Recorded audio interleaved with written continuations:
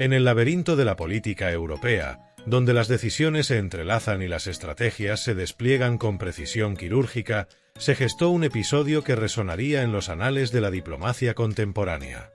El escenario fue Bruselas, la capital belga que, más allá de su arquitectura gótica y sus calles adoquinadas, se erige como el epicentro de las decisiones que moldean el destino del continente. Allí, en medio de intrincados pasillos y salas de reuniones, se encontrarían dos figuras de peso, Manfred Weber y Félix Bolaños. Manfred Weber, líder del Partido Popular Europeo, es conocido por su astucia política y su habilidad para navegar las complejidades de la Unión Europea. Su presencia impone respeto, y su discurso, siempre meticuloso, refleja una mente analítica y estratégica. Por otro lado, Félix Bolaños, ministro de la Presidencia y Justicia de España, ha sido una figura central en la administración de Pedro Sánchez.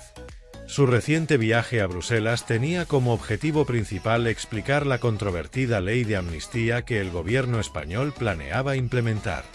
La ley de amnistía, concebida para abordar las tensiones políticas internas de España, había generado una ola de debates y críticas. Mientras el gobierno defendía la medida como un paso hacia la reconciliación, sectores de la oposición y voces internacionales expresaban preocupaciones sobre su impacto en el Estado de Derecho y la separación de poderes. En este contexto, la visita de Bolaños a Bruselas no era simplemente una formalidad diplomática, era una misión para justificar y legitimar una decisión que podría redefinir el panorama político español. La reunión entre Weber y Bolaños se llevó a cabo en una sala adornada con banderas de los países miembros y el emblema de la Unión Europea. El ambiente, aunque cordial en apariencia, estaba cargado de tensión. Weber, con su característico semblante serio, tomó la palabra primero. Señor Bolaños, la Unión Europea se fundamenta en principios inquebrantables: el Estado de Derecho, la democracia y la separación de poderes. La propuesta de una ley de amnistía en España ha suscitado inquietudes sobre la posible erosión de estos valores. ¿Podría usted aclarar cómo esta medida se alinea con nuestros principios comunes? Bolaños, consciente de la magnitud de la pregunta, mantuvo la compostura. Había anticipado este tipo de cuestionamientos y estaba preparado para defender la posición de su gobierno. Señor Weber, España ha demostrado, a lo largo de su historia reciente, un compromiso firme con los valores europeos. La ley de amnistía que proponemos busca sanar heridas del pasado y fortalecer nuestra democracia. No se trata de socavar el Estado de Derecho, sino de reforzarlo mediante la reconciliación y el diálogo. Weber asintió ligeramente, pero sus ojos reflejaban escepticismo. Entiendo su perspectiva, ministro. Sin embargo, algunos temen que esta amnistía pueda sentar un precedente peligroso, donde actos contrarios a la legalidad puedan ser perdonados por conveniencia política. ¿Cómo garantiza su gobierno que esto no debilitará la confianza en las instituciones?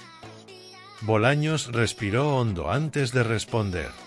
La confianza en las instituciones se fortalece cuando éstas responden a las necesidades y aspiraciones de la sociedad.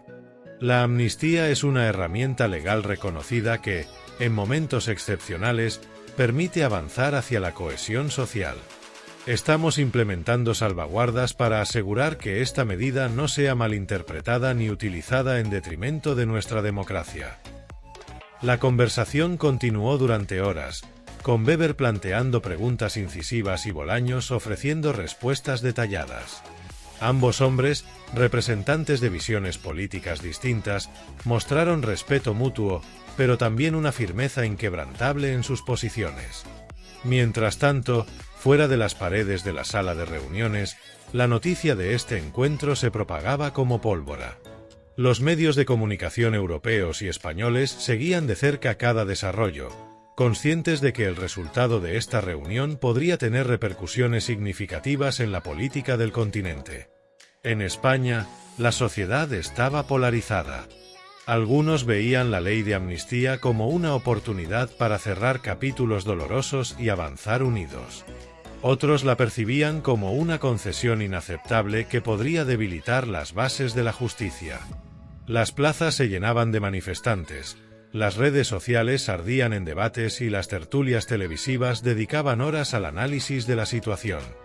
De regreso en Bruselas, la reunión llegaba a su fin. Weber, con una expresión pensativa, se dirigió a Bolaños por última vez. Ministro, aprecio su disposición al diálogo. La Unión Europea se fortalece cuando sus miembros pueden discutir abiertamente sus diferencias. Espero que, independientemente del camino que tome España, siempre se prioricen nuestros valores compartidos. Bolaños asintió, reconociendo la importancia de las palabras de Weber. Comparto su esperanza, señor Weber. España seguirá siendo un defensor ferviente de los principios que nos unen. Con un apretón de manos firme, ambos hombres sellaron el final de una conversación crucial. Aunque las diferencias persistían, el diálogo había sido franco y respetuoso.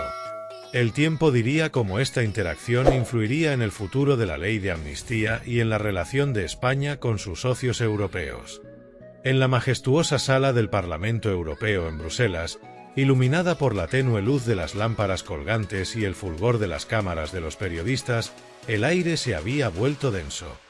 El murmullo de los asistentes disminuyó poco a poco hasta convertirse en un silencio expectante. Era el momento clave.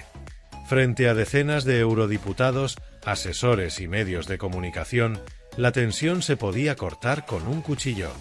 Félix Bolaños, ministro de la Presidencia, miraba fijamente a su interlocutor, Manfred Weber, líder del Partido Popular Europeo, quien se mantenía firme, con una expresión de serena determinación. Weber, con su impecable traje oscuro y sus gafas meticulosamente acomodadas sobre su nariz, había tomado la palabra con la autoridad de quien sabe que lleva la razón y no teme exponerla.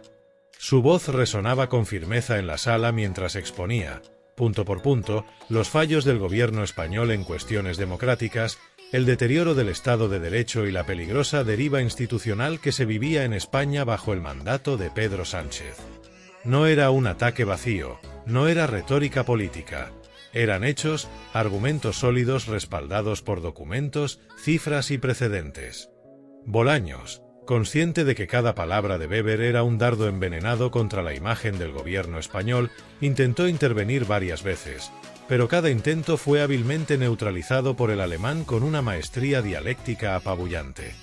Cada vez que el ministro abría la boca para responder, Weber ya había anticipado su argumento y lo desmontaba antes siquiera de que pudiera desarrollarlo.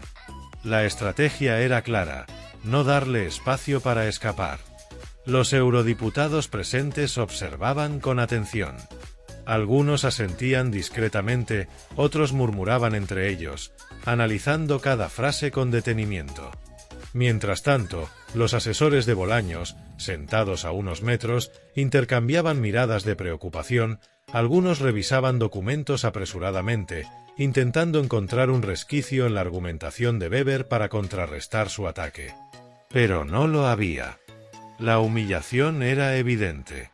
Bolaños, un hombre acostumbrado a moverse con soltura en los pasillos del poder en Madrid, donde la prensa amiga le brindaba siempre un colchón para suavizar sus errores, se encontraba aquí en un terreno hostil, donde no había salvavidas ni trucos de propaganda que valieran.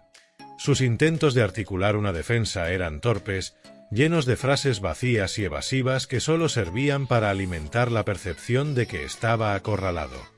Sus respuestas se volvían cada vez más mecánicas, su tono más titubeante. Lo que en otro contexto podría haber pasado desapercibido, en esta sala se convertía en una debilidad expuesta ante todos. Weber, implacable, prosiguió su intervención con una seguridad abrumadora. Sus críticas eran directas, sin rodeos, sin la diplomacia habitual que suele suavizar este tipo de debates. Citó informes, declaraciones de organismos europeos y hasta promesas incumplidas por parte del gobierno español en materia de independencia judicial. Habló de cómo las instituciones comunitarias veían con creciente preocupación la deriva de Sánchez y cómo la Comisión Europea ya no podía seguir ignorando las señales de alerta que España estaba emitiendo. El rostro de Bolaños reflejaba una mezcla de incomodidad y frustración. Sus ojos recorrían la sala, buscando apoyo en los rostros de otros eurodiputados afines a su ideología, pero lo que encontraba era, en el mejor de los casos, indiferencia. La escena era devastadora para él. No solo estaba siendo desarmado con argumentos irrefutables, sino que además estaba quedando expuesto ante una audiencia internacional que no se dejaba engañar por juegos retóricos ni discursos vacíos. El golpe final llegó cuando Weber, tras una pausa estratégica, lanzó una pregunta directa, una de esas que dejan sin escapatoria. Dígame, señor Bolaños, ¿cómo puede su gobierno hablar de democracia mientras intenta controlar el poder judicial de su país?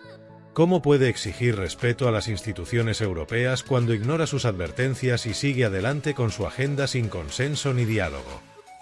Silencio. Un silencio demoledor. Bolaños abrió la boca, pero no salió ninguna respuesta clara. Un balbuceo, una vaga referencia a la soberanía nacional, un intento de desviar la atención hacia otros países con problemas similares. Nada servía. Weber se mantuvo en su sitio, esperando, con una leve sonrisa en los labios.